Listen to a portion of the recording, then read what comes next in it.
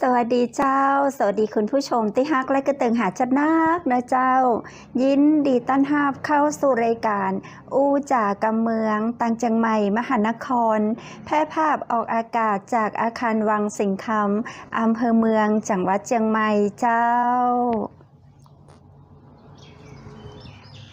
คุณผู้ชมและคุณผู้ฟังเจ้าปีกาปากับข้าเจ้าดีเจคำเพชรนะเจ้าวันนี้โอกาสดีจ้านักละเจ้าได้มาเจอกันในวันศุกร์ที่24เดือนมิถุนายน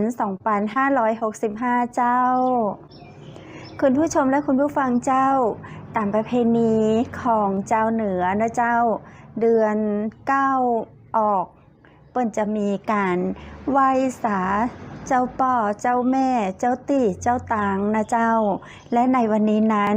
ข้าเจ้าดีเจคำเพชรจะพาคุณผู้ชมไปพอกอยการไหว้เจ้าตี้บ้านนะเจ้าตี้เจ้าบ้านเปิ้นได้อัญเชิญมาอยู่กู้กับบ้านเจ้าแต่ละหมู่บ้านแต่ละจองนั้นก็อาจจะมีพิธีการที่แตกต่างกันไปนะเจ้าวันนี้ข้าเจ้าจะพาไปพอในเรื่องของการไหว้เจ้าตี้โดยทั่วไปตามบ้านตามจองนะเจ้าเจิญเจ้า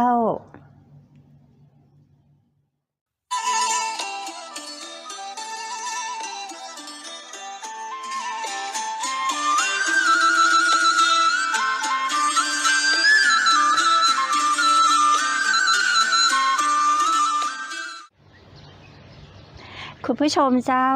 ตอนนี้ข้าเจ้าก็มาถึงที่บริเวณที่เปิ้นจะไหว้เจ้าตี้นะเจ้าที่นี่อยู่ที่มุมหนึ่งของบ้านหลังหนึ่งนะเจ้าเป็นพิธีการแบบทั่วไปนะเจ้าแบบเจ้าบ้านเจ้าจองเปิ้นเนี่ยกันนะเจ้าก่อนอื่นใดนั้นเปิ้นก็จะมีการจุดธูปจุดเทียนนะเจ้าจุดธูป5 ดอกแล้วก็จุดเทียนนะเจ้า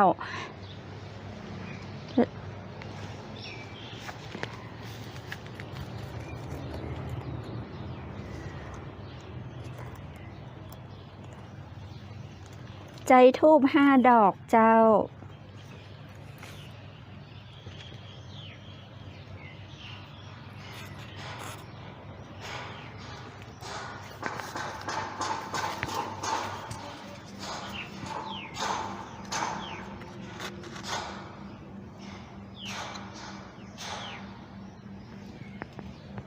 จุดเทียนนะเจ้าส่วนกรรมบริกรรมนะเจ้าก็จากใจกรรมนะโมตัสสะภะคะวะโตอะระหะโตสัมมาสัมพุทธัสสะนะโมตัสสะภะคะวะโตอะระหะโตสัมมาสัมพุทธัสสะนะโมตัสสะภะคะวะโตอะระหะโตสัมมาสัมพุทธัสสะอิติสุขโตอะระหังพุทโธนะโมพุทธายะปัทวีคงคาพระกุมมะเทวาขะมามิหังสาธุเจ้าขอเจ้าที่เจ้าทางเจ้าปู่เจ้าย่าเจ้าตาเจ้ายายสิ่งศักดิ์สิทธิ์เทวดาฟ้าดินจงโปรดมารับเครื่องเส้นไหว้ทานที่ข้าพเจ้าพร้อมทั้งบริวารเหล่านี้นำมาถวายขอท่านจงโปรดรับขอท่านจงโปรดรับขอท่านจงโปรดรับสาธุขอให้พวกเราจงมีความเมตตากรุณามุทิตาอุเบกขาอยู่เย็นเป็นสุขธรรมาคะขึ้นสาธุเจ้าคุณผู้ชมคุณผู้ฟังเจ้าเป็นพิธีการที่โดยทั่วไปนะเจ้าพี่น้องเจ้าเหนือเปิ้นก็จะทำกันเป็นประเพณีที่ดีนะเจ้าซึ่งส่วนใหญ่เปิ้นก็จะใช้กันในช่วงของออกเดือน9ออกนะเจ้าส่วนใหญ่จะคุ้นชินกันนะเจ้ากับการไหว้ศาลพระภูมิแต่ว่าโดยบ้านโดยทั่วไปเปิ้นจะเป็นศาลเจ้าตี้นะเจ้าเนาะศาลพระภูมิก็จะมีอยู่ตามสำนักงานบริษัทห้างร้านใหญ่ๆนะเจ้าแต่ตามบ้านตามจองเฮาก็จะเป็นบ้าน บ้านคนนี่นะเจ้าเปิ้นก็จะเชื่อกันนะเจ้าเป็นเทศกาลที่ดีนะเจ้าเหล่าเทวาอารักษ์แล้วก็เทพยดาจากสวรรค์นะเจ้าที่ถูกอัญเชิญมาทำหน้าที่คอยรักษาและก็ปกป้องอันตรายป้องกันมาให้มีอันตรายเกิดขึ้นในบ้านในจองประมาณนี้เจ้าคุณผู้ฟังและคุณผู้ชมเจ้าแล้วเราก็สามารถขอบุญบารมีนะเจ้าให้เปิ้นปกปักรักษาให้เปิ้นช่วยให้มีความเจริญก้าวหน้ารุ่งเรืองนะเจ้าโดยทั่วไปก็จะแป่งศาลเจ้าตี้อยู่ตามมุมแจ้งบ้านนะเจ้าหรือว่าอยู่ที่หน้าบ้านนะเจ้าเนาะอันนี้แต่ก็บ่แน่ใจนะเจ้าบางบ้านเปิ้นก็จะแปลงไว้บนดาดฟ้าก็มีนะเจ้าไว้กลางบ้านก็มีนะเจ้าแล้วแต่เจ้าตีเจ้าต่างตีเปิ้นทำพิธีแล้วก็เหมาะแก่การที่จะวางเจ้าตีเจ้าต่างไว้ที่เปิ้นสะดวกก็มีนะเจ้าอันนี้เป็นเรื่องราวหนึ่งของเจ้าเหนือนะเจ้าพิธีไหว้เจ้าตี้กลางบ้านนะเจ้าหรือว่าตามมุมบ้านหรือว่าหัวบ้านหรือว่าท้ายบ้านเปิ้นก็จะเนี่ยคล้ายๆกันประมาณเนี่ยเจ้าคุณผู้ฟังคุณผู้ชมเจ้าเครื่องไทยทานส่วนใหญ่นะเจ้าก็จะมีเป็นเหล้าหายไก่กู้นะเจ้าเราก็จะเห็นเนาะจะมีเหล้าหายไก่กู้เป็นกำตี้เปิ้นใจกันมาเจ้ามีคนถามว่านี่อย่างต้องไหว้เจ้าตี้กลางบ้านนะเจ้าการไหว้เจ้าตี้กลางบ้านคือการให้ความเคารพวิญญาณของบ้านที่เฮาอยู่ที่เฮาอาศัยนะเจ้าโดยเป็นการไหว้ตีเจ้าของบ้านเจ้าของเฮือนเพื่อขอขมาขอความเมตตาและขออโหสิกรรมเพื่อความสุขและความร่มเย็นแก่ผู้อยู่อาศัยนะเจ้าบางคนเปิ่นก็เชื่อว่าเมื่อไหว้แล้วนะเจ้าจะช่วยเสริมพลังเจ้าตี้ช่วยผ่อนเคราะห์นักตีมีฮื้อไก่เป็นดีฮื้อเบาบางลงนะเจ้าแล้วก็ยังเป็นการเปิดทางฮื้อสิ่งต่างๆราบลื่นนะเจ้าเปิดโจกเปิดลาภเปิดโอกาสเปิดช่องทางทำมาหากินเปิดทางรับทรัพย์ให้กับคนในบ้านให้คนที่อยู่อาศัยให้คนที่เนี่ยการเนี่ยงานตัวกันนะเจ้าคุณผู้ชมและคุณผู้ฟังเจ้าก็จะหันว่าเนาะโดยทั่วไปเปิ้นก็จะใจธูป5 ดอกเตียน2 เล่มนะเจ้าในอันเครื่องทายทานท่านก็จะมีน้ำชานะเจ้าน้ำชาแล้วก็น้ำเปล่านะเจ้าเนาะดอกไม้นะเจ้าผลไม้แล้วแต่เฮาสะดวกนะเจ้าถ้ามีหมากพลูผ้าขาวบางเจ้าซึ่งของไหว้เจ้าตี้เจ้าต่างนี้นะเจ้าเปิ้นก็จะใจแตงโมตามตี้ข้าเจ้าอันบอกตะกี้นะเจ้ากล่าวไปเมื่อตะกี้ถ้าหากเขาบัดสามารถหาซื้อได้นะเจ้าเขาก็จะสามารถใจอาหารการกินข้าวของเต่าที่เราจะสะดวกซื้อหาโดยเน้นที่ความตั้งใจและก็ความศรัทธาเป็นหลักนะเจ้าเพราะว่าเจ้าตีเจ้าตังเพิ่นก็บ่ได้มามาบอกหรอกว่าจะต้องเอาอันนี้จะต้องเอาอันนั้นมาถวายนะเจ้าเนาะเอาตีเจ้าของบ้านเปิ้นสะดวกนะเจ้าถามว่าไหว้เวลาไหนนะเจ้าไหว้เจ้าตีเจ้าตางเวลาไหนสำหรับการใจช่วงเวลาในการไหว้นะเจ้ามีท่านผู้ใหญ่นะเจ้าไปถามป้าหนานเปิ้นมาป้าหนานก็คือคนที่เปิ้นบวชได้มหาหรือว่าป้าหนานนะเจ้าเปิ้นก็แนะนำมาว่าคือไหว้ในช่วงเมื่อวันนะเจ้าเมื่อวันของวันอังคารหรือวันศุกร์วันเสาร์ที่เราสามารถไหว้ได้นะเจ้าไหว้ได้กู้เดือนนะยกเว้นนะเจ้าเดือนเมษายนและก็เดือนตุลาคมเพราะว่าเดือนเมษายนถือว่าเป็นเดือนร้อนและเดือนตุลาคมนั้นเป็นเดือนที่สัมภเวสีจะมาขอส่วนบุญ เปิ้นก็เลยบัดนิยมไหว้นะเจ้าเดือนตุลาคมทั้งนี้นะเจ้าการไหว้ตีเจ้าของบ้านมีระยะเวลาให้ดีนะเจ้าตามประเพณีคนเหนือนี้เปิ้นจะไหว้กันเดือน9นะเจ้าถ้าเป็นเดือนไทยกับเดือน7เนาะถ้าเป็นคนเมืองเหนือบัดเดี๋ยวนี้เปิ้นท้องเดือน9นะเจ้าเดือนมิถุนายนกรกฎาคมนี่จะเป็นเดือน9เจ้าออกเดือน9เปิ้นก็จะไหว้เจ้าตี่เจ้าต่างสำหรับวันอังคารดีวันศุกร์ดีวันเสาร์ดีแต่จะต้องบอกตรงกับวันพระนะเจ้าถ้าเป็นวันพระเปิ้นจะบอกควรไหว้เนาะเป็นวันพุธกับบอกควรไหว้นะเจ้าเพราะว่าเจ้าตี่เจ้าตางเปิ้นเป็นลักษณะของพราหมณ์มาได้เป็นพุธนะเจ้าเนาะจะอ่านเปิ้นกับบอกควรไหว้วันพุธ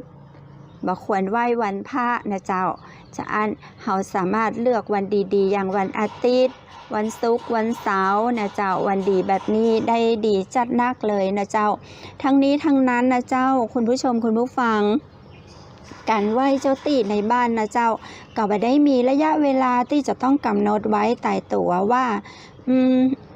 กู้บ้านกู้คนจะต้องอย่างตีข้าเจ้าอูกับบัจเจเนอร์คุณผู้ฟังเจ้าอันนี้อยู่ที่ความเชื่อส่วนบุคคลนะเจ้าเขาจะไหว้เมื่อใดก็ได้เนาะเอาที่สะดวกก็ได้นะเจ้าจะไหว้กู้วันก็ได้จะไหว้กู้เดือนก็ได้จะอั้นนะเจ้าก็แล้วแต่ความสะดวกของแต่ละคนแต่โดยส่วนใหญ่นะเจ้าเปิ้นก็จะนิยมไหว้กันกู้3 ถึง 6 เดือนเจ้าอันนี้ก็เป็นขั้นตอนหนึ่งที่ข้าเจ้าเอามาเล่าสู่กันฟังนะเจ้าขั้นตอนการไหว้เจ้าตี่เนาะซึ่งโดยทั่วไปขั้นตอนก็ไม่ได้มีวิธียุ่งยากอย่างเราเจ้าเนาะเราสามารถทำได้เองโดยบ่จำเป็นต้องไปนิมนต์พระสงฆ์หรือเจิญพราหมณ์มาทำพิธีแต่อย่างใดนะเจ้าเพียงแค่เราจะเตรียมข้าวของไหว้มีที่เจตนาความตั้งใจของเฮานะเจ้าเฮาอันตัวผู้ไหว้ก็คือหันหน้าเข้าบ้านเจ้าอันนี้เจ้าตี่อยู่ตังหิมหัวเนาะบ้านก็จะอยู่ตังฮานเนาะเจ้าพอไปตังบ้านบ้านจะอยู่ฝั่งตรงข้ามกับเจ้าตี่ที่ข้าเจ้าอยู่ที่นี่นะเจ้าจากนั้นนะเจ้าตามบ้านเนาะเจ้าตี่เจ้าตางเปิ้นก็จะฮับหงฮับหารพอกอยบ้านเฮาเจ้าตามที่โต๊ะก็จะมีผ้าขาวปูวางไว้บนโต๊ะนะเจ้าที่บนผ้าขาวก็จะเป็นข้าวของไหว้นะที่กลางบ้านเปิ้นเอามาจัดไว้ใส่พานถาดรองหรือภาชนะที่เตรียมไว้ประมาณนี้นะเจ้าคุณผู้ชมคุณผู้ฟังเจ้าหันก็ว่าเขาจะมีธูปวางไว้ถ้าเผื่อภัยผ่านไปผ่านมานะเจ้าบ้านใกล้บ้านเคียงเปิ้นก็จะเข้ามาไหว้เนาะเจ้ามาจุดธูปเทียนมากล่าวขอขมากล่าวขอขมาเอิญมันถ่ายไปที่พูดเลยตัวเอิญเจ้ายังไข่ผ่านไปผ่านมาเปิ้นก็จะเข้ามากราบเข้ามาไหว้นะเจ้าบ่ใจเพียงแค่เจ้าของบ้านเต้าอันเนาะไหว้เจ้าจะมีอันแขกบ้านใกล้บ้านจองเจ้า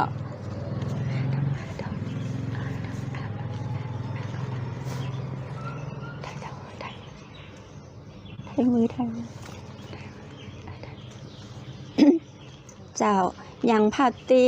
เฮาหันเนี่ยเจ้าคุณผู้ชมคุณผู้ฟังเจ้าเปื้อนบ้านเนาะข้างบ้านข้างจองเปื้อนหานเปื้อนก็สามารถมาไหว้มาห่วมกับเฮาได้ตัวเจ้าเนาะหลังจากไหว้แล้วก็สามารถขอพรนะเจ้าเนาะเป็นการกล่าวขอขมาลาโทษอย่างเช่นนะเจ้าข้าแต่เจ้าที่เจ้าทางเจ้าของตี้เจ้าของตางเจ้าของบ้านเจ้าของเฮือนนะเจ้าบ้านเลขที่173บอกเลขตัวเจ้าบ้านหลังนี้วันนี้เป็นวันดีข้าพเจ้าดีเจคำเพชรเนาะนำเครื่องสักการะปูจามาตั้งถวายเพื่อขอขมากรรมหากสิ่งใดก็ตามที่ข้าพเจ้าได้ทำผิดไป ได้ตั้งใจก็ดีบ่ตั้งใจก็ดีทั้งฮู้ก็ดีบ่ฮู้ก็ดีข้าพเจ้าขออโหสิกรรมท่านขอท่านจงโปรดงดโทษเว้นโทษและขออโหสิกรรมให้แก่ข้าพเจ้าตัวเนอและโปรดช่วยให้ข้าพเจ้าอยู่ที่บ้านเลขที่173เจ้ามีความสุขมีความสงบอยู่สมบูรณ์พูนทรัพย์เจ้าเมื่อเฮาจุดธูปหมดดอกแล้วนะเจ้าเตียนดับแล้วนะเจ้าเปิ้นก็จะแนะนำให้เฮาใจมือตีกำพานหรือว่าภาชนะที่เฮากล่าวลาว่าขอแดนขอชานให้ลูกให้หลานได้กินเพื่อความเป็นสิริมงคลหรือบางบ้านนะเจ้าเปิ้นก็จะกล่าวว่า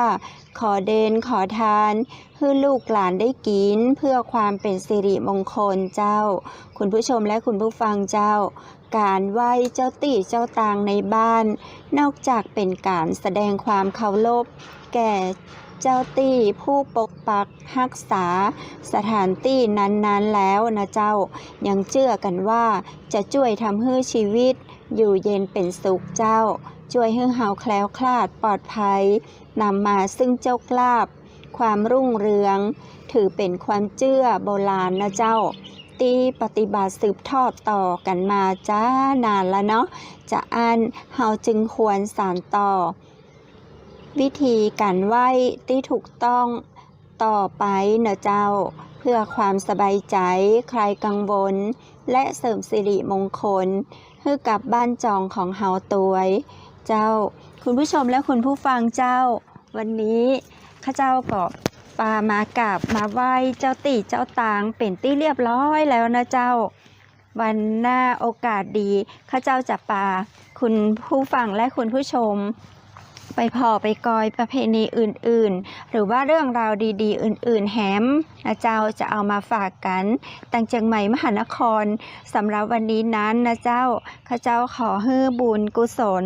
ที่ได้ทำในวันนี้แผ่ไปให้ไพศาลให้คุณผู้ฟังและคุณผู้ชมทุกคนทุกท่านได้รับผลบุญได้รับบารมีได้รับสิ่งที่ดีๆนี้โดยทั่วถึงกันนะเจ้าสาธุสวัสดีเจ้า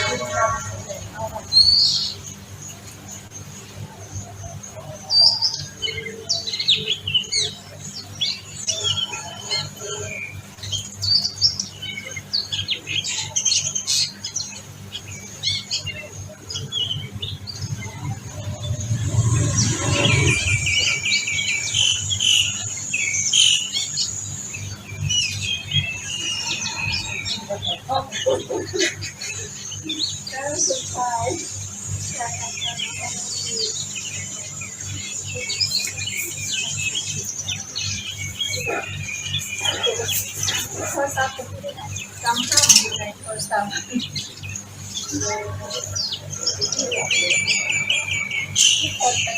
kacau.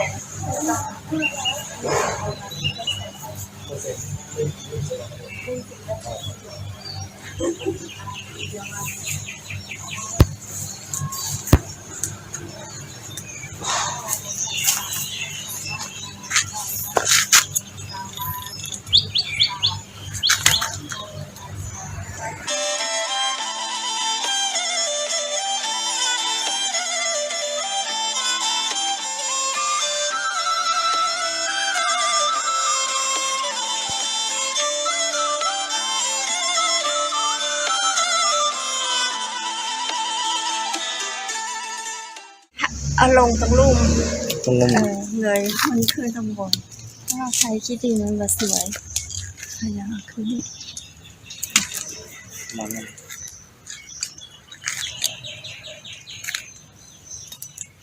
แล้วถ่ายเอาวิดีโอกันน้องกดละ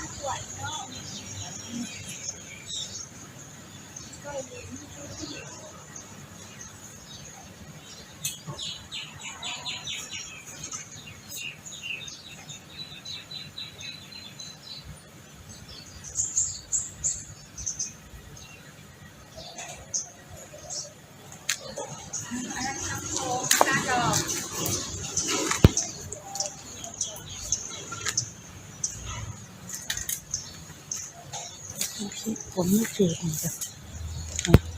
จุดที่ทางหมดแล้วเก็บไปว่าไป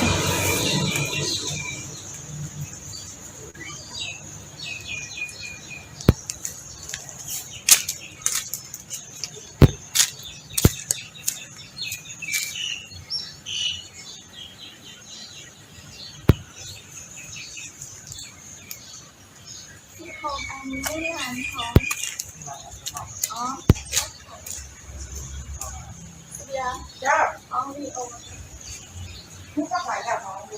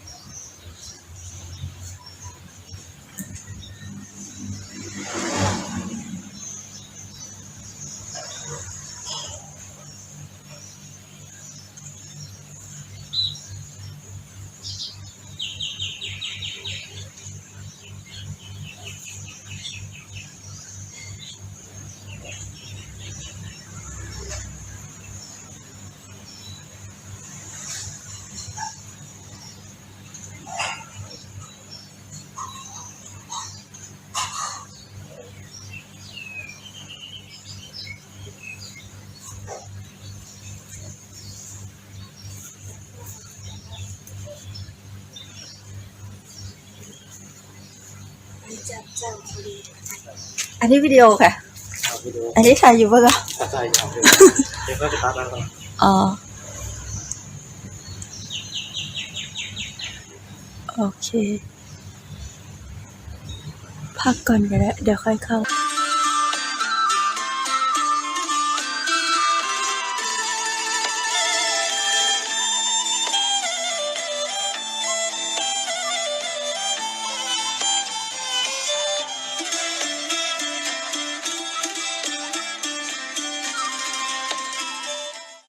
สับปะรดเดี๋ยวย่ามาตรวจก็แดงจริงๆละ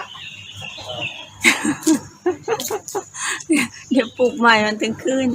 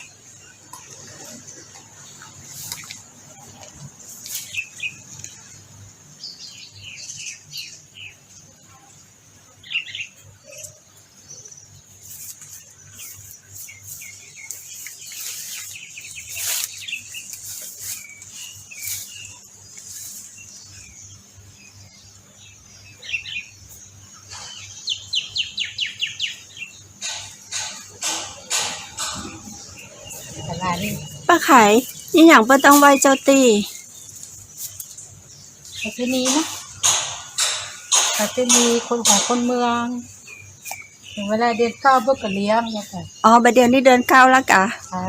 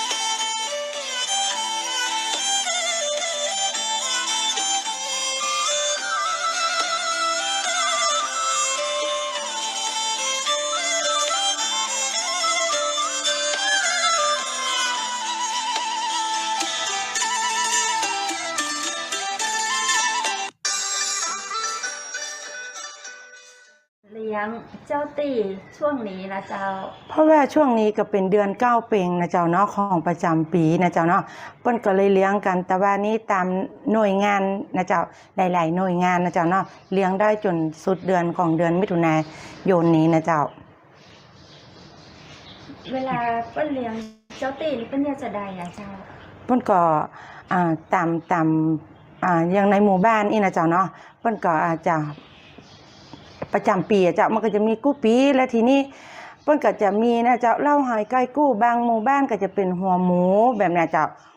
หัวหมูนะเจ้าประจำปีเป็นจะอีกกู้ปีอะเจ้าเก้าเพ็งเป็นประเพณีของคนไทยนะเจ้า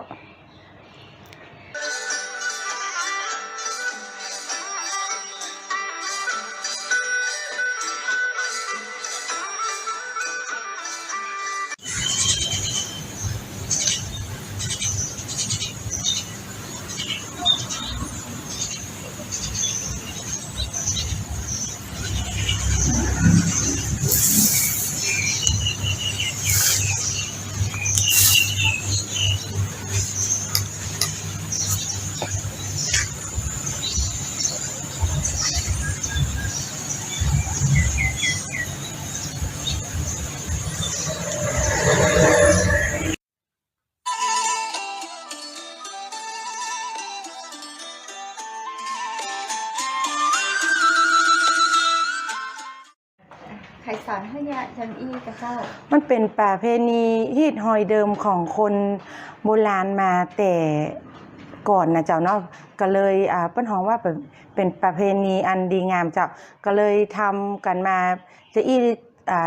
จนถึงรุ่นลูกหลานนะเจ้า เห็นผลลัพธ์อย่างก็เจ้า มันก็เปิ้นฮ้องว่าความเชื่อนะเจ้าเป็นความเชื่อถ้าถามว่าความเชื่อทางด้านจิตใจเจ้า ได้ขอเลขถูกหวยพ่องก็เจ้า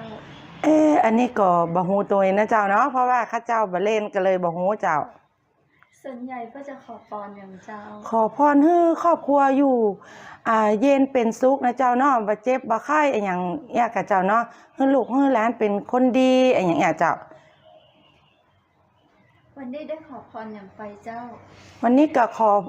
ส่วนตัวข้าเจ้าก็ขอพรเพราะว่าข้าเจ้า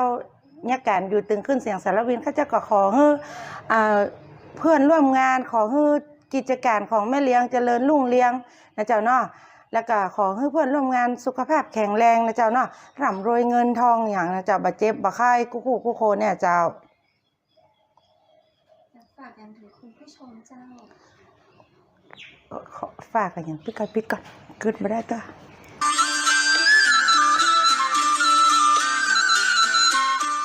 เจ้าก็ขอฝากถึงคุณผู้ชมทางเชียงใหม่มหานครนะเจ้าก็ท วันนี้ได้รับบุญนะครับกุศลร่วมกันนะเจ้าเนาะอย่าลืมเข้าไปดูตึงขึ้นเสียงสารวินเชียงใหม่มหานครนะเจ้ากดไลค์กดแชร์กดกระดิ่งกดรัวๆนะเจ้าแล้วเปิ้นก็ถ้าแชร์ออกไปเยอะๆก็จะได้น้ำพึ่งแต่สารวินนะเจ้าสำหรับวันนี้ขอบคุณเจ้าดีบ่พอ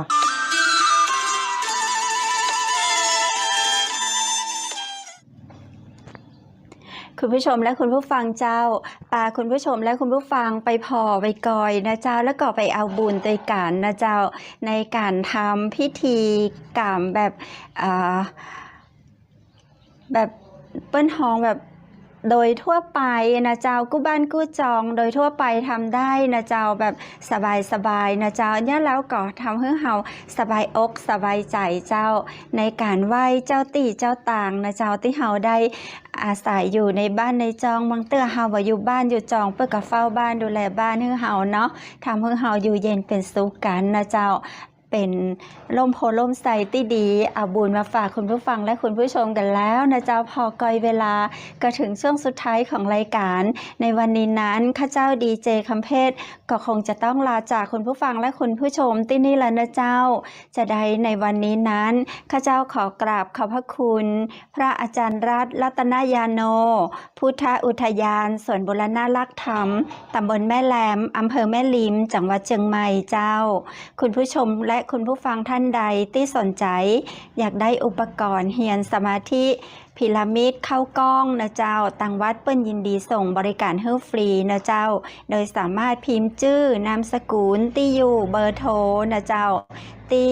เพจ Facebook YouTube ของเชียงใหม่มหานครได้นะเจ้าหรือว่าท่านใดจะโทรไปที่098 0364 744ได้ตั้งแต่เวลา 8 โมงเมื่อเช้าถึง 4 โมงมะแรงเจ้าคุณผู้ฟังและคุณผู้ชมเจ้าข้าเจ้าขอขอบคุณตังโรงแรมแม่เสลียงเวียงงามตัวยนะเจ้า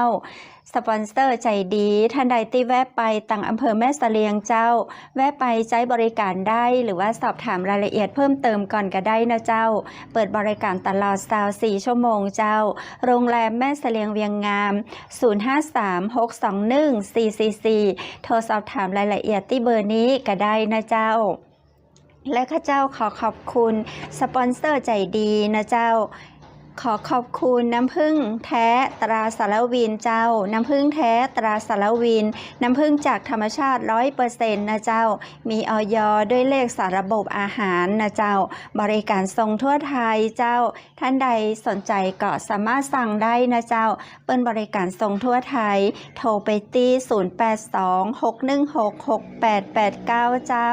และวันนี้นะเจ้าข้าเจ้าขอขอบคุณภาพพิธีกรนะเจ้าจากร้านภาพพื้นเมืองชุดไทยใหญ่นะเจ้าท่านใดสนใจเปิ้นจำหน่ายตึงราคาปลีกและราคาส่งเจ้า0987739789 เจ้าบริการจำหน่ายปลีกและส่งทั่วไทยนะเจ้าและสุดท้ายข้าเจ้าดีเจคำเพชรก็ขอกราบขอบพระคุณคุณผู้ชมและคุณผู้ฟังทุกท่านเลยนะเจ้า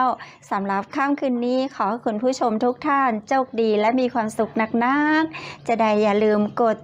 ติดตามกดไลค์กดแชร์เป็นกำลังใจให้กับทีมงานเชียงใหม่มหานครตัววันจันทร์หน้านะเจ้า2 ทุ่มปีกะปะกันแฮมใหม่สำหรับค่ำคืนนี้ราตรีสวัสดิ์เจ้า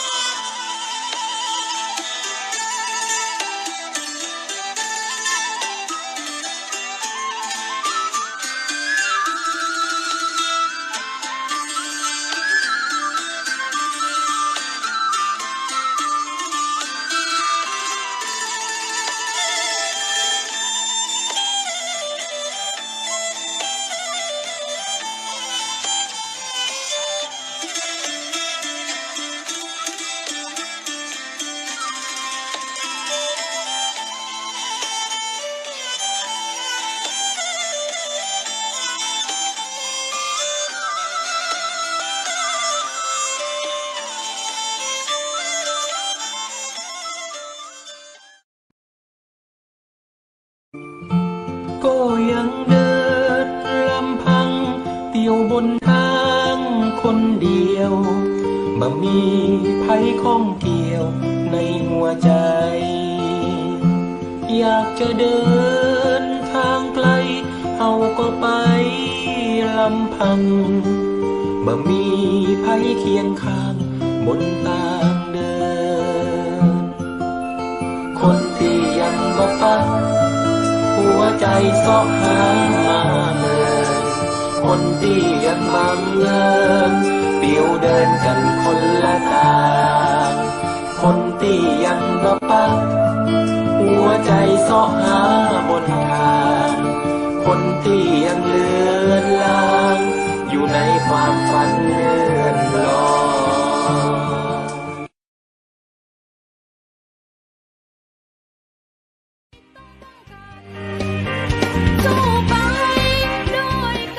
สถานีวิทยุเจียงใหม่มหานคร